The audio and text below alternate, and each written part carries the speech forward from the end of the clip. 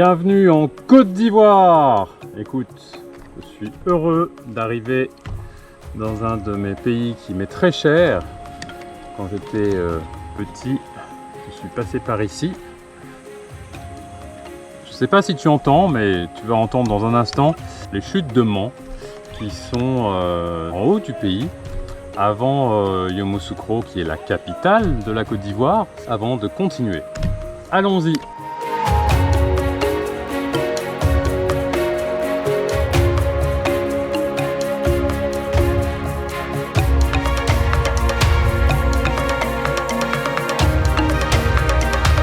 C'est magnifique, n'est-ce pas? Petit point de paradis là.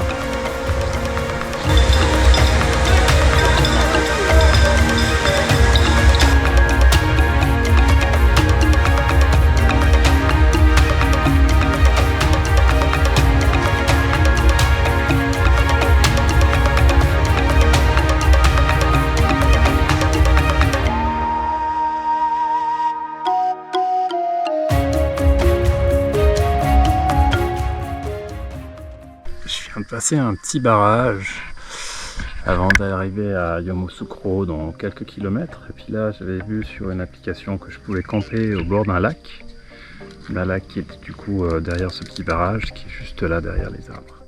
Je voulais aussi parler un petit peu de ce qu'il y a autour de moi parce que mon intention en fait c'était de venir un petit peu peut-être passer la nuit ici avant d'aller en ville. D'être un peu au calme, à la campagne. Mais en fait, regarde, le sol un peu partout autour.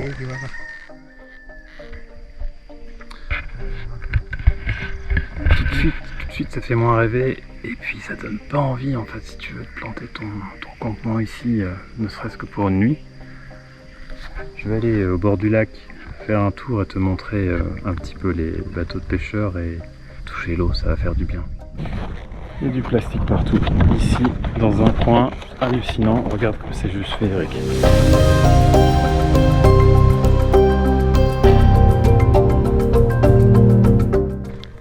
Et le mur de ce barrage là-bas gigantesque, qui mine de rien rend service sans doute à beaucoup de gens, puisque grâce à ça j'ai vu qu'il y avait une centrale électrique. Paisible, non? Je quitte la première petite rive, on va dire, ça reste une petite rive, même si c'est un petit lac. Et j'ai trouvé peut-être une petite pépite en ville de Yamoussoukro. Quelque chose d'assez sympa. On va aller voir, je partage ça avec toi. Bien. Hippocampe, c'est un tracteur. Franchement, bravo.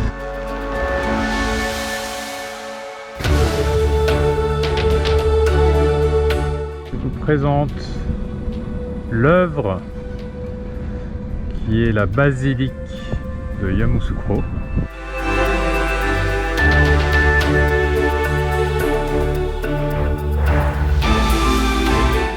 Waouh, je viens à l'instant de me recueillir un petit moment à l'intérieur de la basilique de Yamoussoukro. C'est quand même quelque chose. Incroyable comme édifice, c'est vraiment magnifique à l'intérieur, on ne peut pas prendre de photos donc j'ai respecté ça. Ça a le mérite d'exister en tout cas.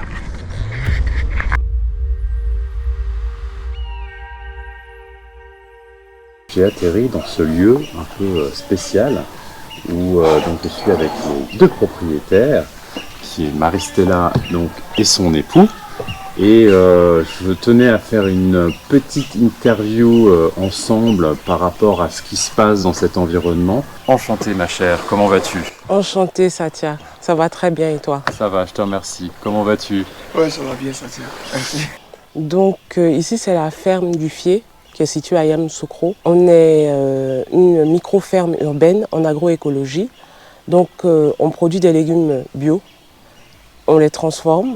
On va aussi être un lieu d'échange qui va parler des problèmes écologiques, des faits de société alternatifs qui ne sont pas forcément valorisés ici en Côte d'Ivoire. Ça fait 10 ans maintenant qu'on est sur ce projet qui essaie d'allier l'agriculture, l'art et la culture. D'accord.